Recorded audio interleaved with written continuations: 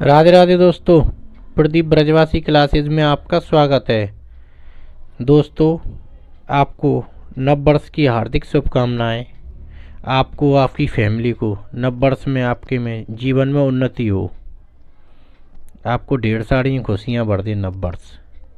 तो दोस्तों, आज मैं आपको आयत का क्षेत्रफल के बारे में बताऊंगा। आयत का क्षेत्रफल जिसके आमने सामने की भुजाएं बराबर होती हैं। तो देखो, जैसे ये ए बी और ए सी, इसी प्रकार देखो इसमें ये 8 है, ये इस जगह 8 सेंटीमीटर है, तो इसमें भी ए भी 8 सेंटीमीटर है, तो ये भी 8 सेंटीमीटर होगा।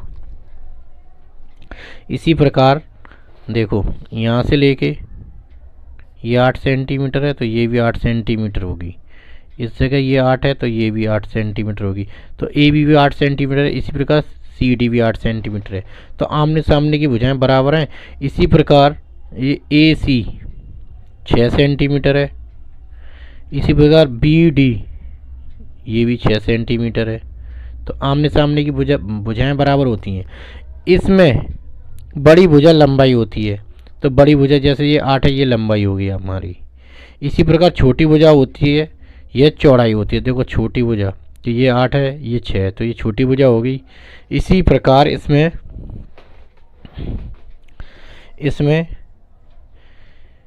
जैसे अगर देखें, जैसे ए बी सी आयत में, तो इसमें हम लिखेंगे ए बी सी एक आयत है, जिसमें इसके अगर कोण देखे जाएं तो ये कोण है यहाँ से लेके यहाँ तक, तो ये 90 अंश का हुआ है, तो ये भी 90 अंश का होगा। इसी प्रकार ये भी 90 अंश का होगा। तो इसमें कोण ए बराबर कोण बी, कोण सी, इसी प्रकार बराबर कोण डी। तो ये चारों कोण 90 अंश के हो गए। आपको अच्छे से समझ में आया होगा। वीडियो को शुरू से लेकर लास्ट तक पूरा देखें, तो आपको और अच्छे से समझ में आएगा। इसी प्रकार इसमें, तो ये अब इसमें देखो, जैसे ए बी भुजा बराबर किसकी है, सी डी की है। और इसमें ए सी भुजा बराबर है बी डी के। अब इस प्रकार अब इसमें आयत में हम 3 चीज़ें निकालते हैं। एक आयत का परिमाप, एक आयत का क्षेत्रफल और आयत का विकर्ण। मगर कुछ लोग विकर्ण निकालते ही नहीं हैं। मगर मैं आपको तीनों चीज़ निकाल के दिखाऊंगा। अब मेन पॉइंट आते हैं हम कि क्षेत्रफल क्या होता है। क्षेत्रफल इसे कहते हैं जो इसके ये चारों ओर ये घिरी हुई आकृति में के ये अंदर अंदर का ये क्षेत्र होता है। ये मैंने क्षेत्रफल लिखा हुआ है, इसको हम क्षेत्रफल बोलते हैं। अब इसमें परिमाप क्या होती है, तो मैं आपको परिमाप के बारे में विस्तार से बताता हूँ कि परिमाप, ये लाइन दे रखी है, यहाँ से ये लाइन के ये चारों तरफ ये घूम रही है, इसके यह परिमाप कहलाती है। तो आपको परिमाप भी अच्छे से समझ में आया होगा। इसमें भुजाएं भी 4 होती हैं। तो इसी प्रकार ए बी और जो सी और डी, तो आपको भुजाएं भी समझ में आ गई होंगी।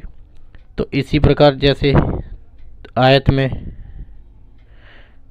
की 4 भुजाएं होती हैं।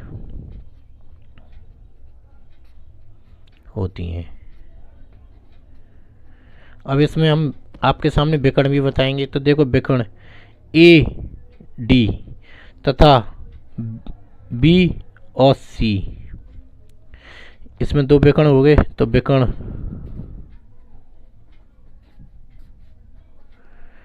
ए डी है और बी सी, ये विकर्ण हो गए हमारे। अब मैं आपको सवाल निकाल के दिखाता हूँ आयत का। तो इसमें एक भुजा लंबाई है जो 8 दे रखी है सेंटीमीटर, इसी प्रकार चौड़ाई बी डी है, ये 6 सेंटीमीटर दे रखी है। तो इसी प्रकार हम आयत का परिमाप निकालेंगे। तो देखो ये इसमें आमने सामने की भुजाएं बराबर हैं कि नहीं, ये 8 है तो ये भी 8 है। इसी प्रकार ए सी तथा बी डी ये 6 है तो ये भी 6 है, तो आमने सामने की भुजाएं बराबर हैं कि नहीं। अब मैं इसी प्रकार आयत का परिमाप निकालूंगा आपके सामने। पहले तो परिमाप किसे कहते हैं, देखो परिमाप ये होता है यहाँ से लेके यहाँ तक ये पूरा भुजाओं के ये चारों ओर होता है, इसे आयत का परिमाप कहते हैं। तो मैं आपके सामने परिमाप निकाल के दिखाता हूँ। तो जैसे आयत का परिमाप बराबर 2 इंटू लंबाई, तो हमारी लंबाई कितनी है, ये 8 सेंटीमीटर दे रखी है तो 8 लिख ली मैंने। इसी प्रकार ये चौड़ाई कितनी है, 6 सेंटीमीटर तो 6 लिख दी। इसी प्रकार मैंने इस जगह 2 इंटू 8 और 6 14 हो गया। इसी प्रकार आगे करेंगे हम, तो 2 का गुणा हम 14 से कर देंगे, 14 दूनी 28 सेंटीमीटर। देखो कितना आसानी से आयत का परिमाप का निकाल दिया। अब हम इसी प्रकार आयत का क्षेत्रफल निकालेंगे। तो क्षेत्रफल में जो हमारी लंबाई है, तो लंबाई हमारी है 8 सेंटीमीटर, चौड़ाई हमारी है 6 सेंटीमीटर। तो आयत का क्षेत्रफल होता है लंबाई इंटू चौड़ाई। तो लंबाई मैंने 8 लिख दी, चौड़ाई हमने 6 लिख दी। 8 छिंग 48 सेंटीमीटर लिख दिया। अब इसी प्रकार मैंने सेंटीमीटर स्क्वायर, अब इसी प्रकार मैंने आयत का विकर्ण निकालना है। रूट में लंबाई का स्क्वायर प्लस चौड़ाई का स्क्वायर। तो मैंने इस जगह ये लंबाई का स्क्वायर दे रखा है और ये चौड़ाई का स्क्वायर, तो मैंने लंबाई इस जगह ये 8 दे रखी तो 8 सेंटीमीटर रख दी। इसी प्रकार चौड़ाई 6 सेंटीमीटर दे दी तो 6 रख दी। इसका मैंने अब स्क्वायर किया तो 8 64 हो गया, 6 छिंग 36 हो गया, क्योंकि 2 इस पर इन दोनों को जोड़ दिया तो 100 हो गया। अब इस अंडर रूट को मैं वैल्यू को बाहर निकालूंगा, तो इसके खंड कर लेता हूँ। ये 100 के खंड कर दिए। अब मैंने इसमें से देखो, एक तो ये 5 5 के ये दोनों इस जगह जोड़ा बनना है और 2 2 का बनना है। दोनों मैंने बाहर निकाल लिए, एक इसमें से 5 निकाल लिया और एक इसमें से ये 2, तो 5 दूनी 10 सेंटीमीटर ये विकर्ण निकल के आ गया आयतन का।